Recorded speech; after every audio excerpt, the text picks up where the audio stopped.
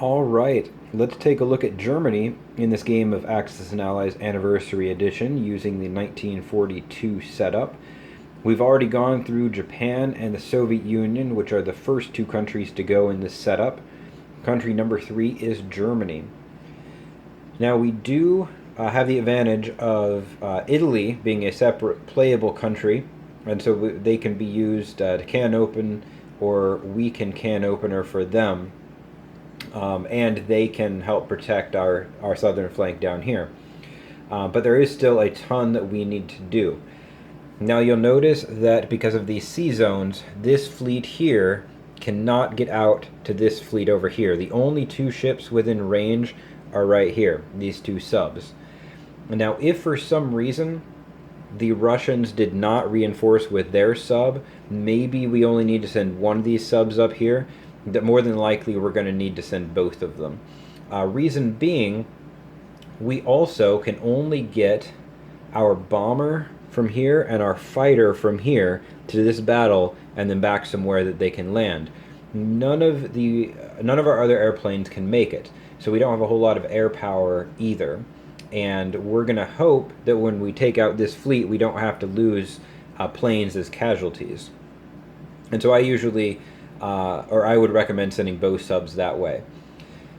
That unfortunately means that we don't have anything left over to hit this. Now this is a cruiser and transport, so even if we could send one sub that way, we'd be at a disadvantage. Down here, we have a destroyer and a cruiser. Now we can get a destroyer of our own over here. We also have two fighters that can make it, I believe. Let me check. 1, 2, 3. Yes, two fighters. So we've got our fighter from here. 1, 2. It could land back where it came from. We also have our fighter in Berlin. 1, 2, 3. It would have to land over here. Excuse me.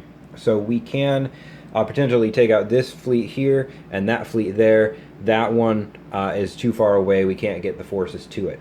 But you will want to try and take out these fleets before they consolidate. Now that is going to leave you with a lone transport down here. The British are going to get to go before the Italians, which means if we need to be careful about where we put this transport. Let's say we put it up here. Well, this destroyer can come up here and kill it before the Italians go. If we move it out here for some reason, then the British could swing down here and take it out. Granted, depending on whether or not we take our destroyer as a casualty, maybe they have to fight through that.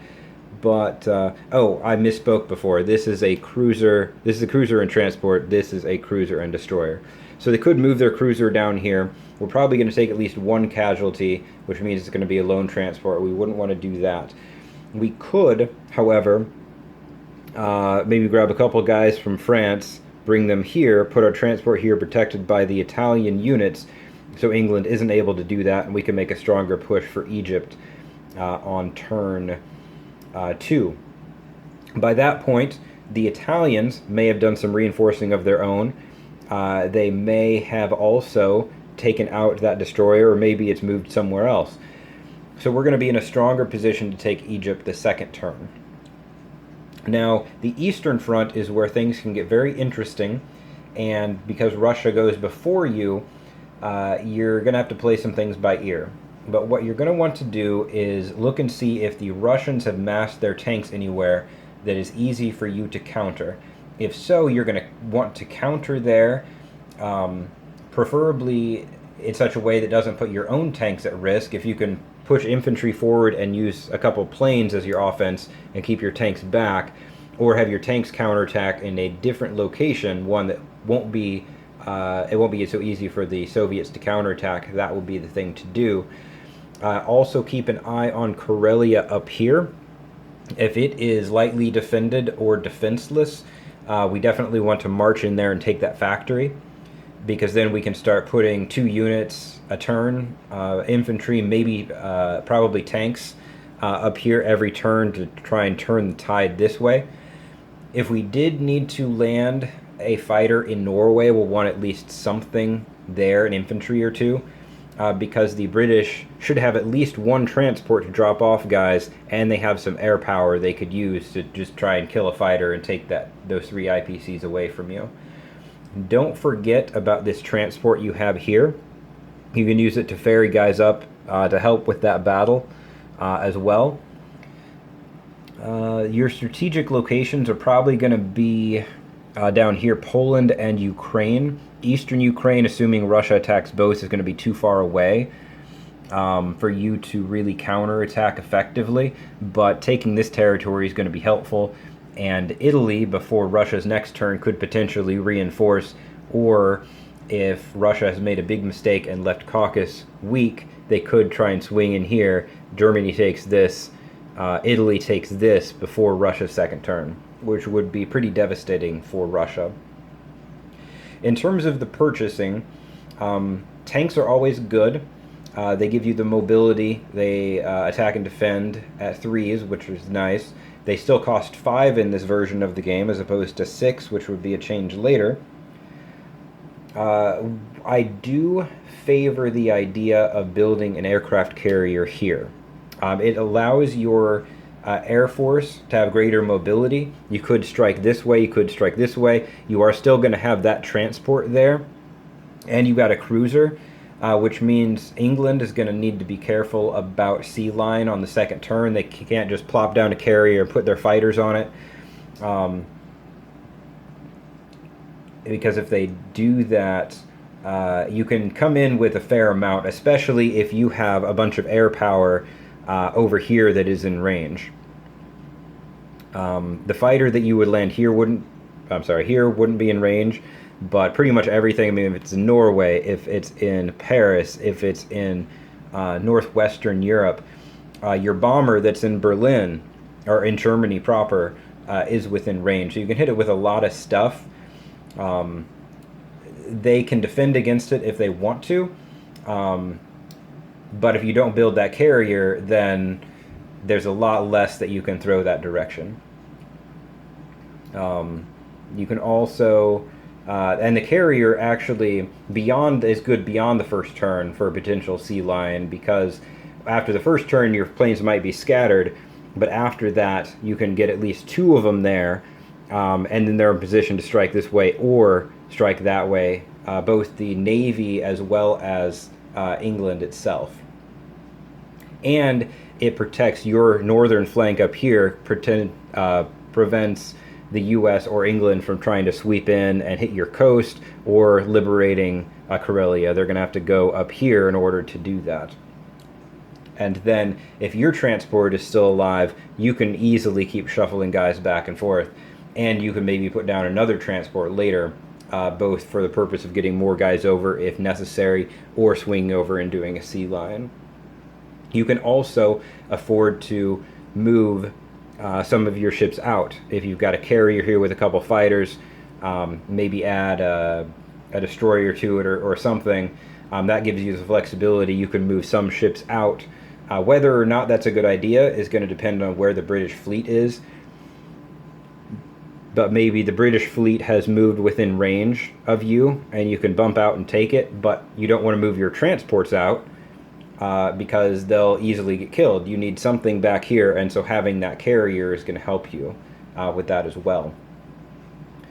Let's see here. If all the allies are going against you, it does make things pretty difficult. But early on, you do have the advantage, especially against Russia, and with Italy helping you out.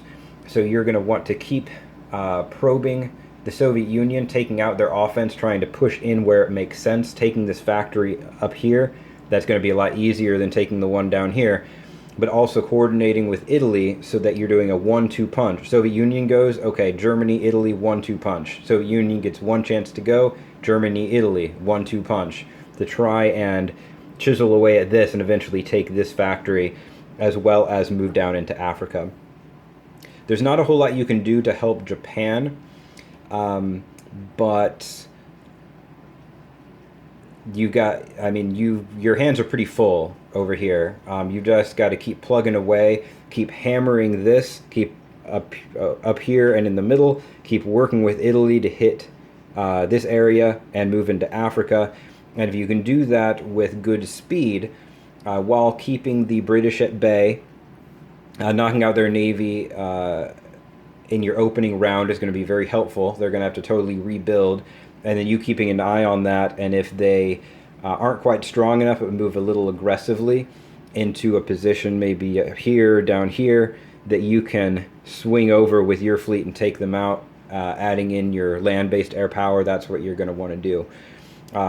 America is, too far away, but as they start to move up, keep an eye on their fleet too, especially if their fleet and the British fleet are separate. Which one is weaker? If you can't take out both of them, can you take out one turn and the other the next turn? Or can you at least take out the weaker half of that pair, the weaker navy of the two? It saves you some time. And then, of course, working with Italy. Italy doesn't have the production to really build up a powerful navy, but it does start out with a decent amount down here.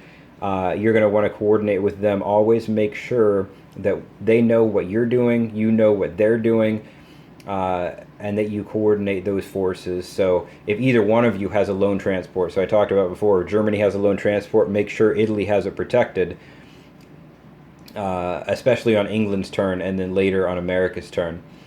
If Italy has an undefended transport, that's going to be more difficult because England and the U.S. are both going to go before Germany gets a chance to move in. But for Italy, maybe that means ending your transport in a territory that has German units if you have no surface ships left yourself. So there's a lot of coordination, a lot of things to be watching. Watch this navy, watch what Russia's doing, and not only that, but where's their offense? Do they have factories that are either weak on their own or with a can opener? The other, the territory beyond it is weak, and coordinating with Italy to do that, and then pressing in this way before the Allies really have a chance to get into North Africa. Those are going to be the things that you'll want to focus on. These aren't. This isn't a matter of, move this many troops here, that many there. This is just, hey, be on the lookout for these things and adapt to the situation. If you're not adapting, if Russia does something you didn't expect or something I didn't mention in my Russia video, then you're going to have to do something a little bit different as Germany. If England does something that was unexpected, then you have to adapt to the situation. Germany has to do a lot of that. They do start in a very powerful position.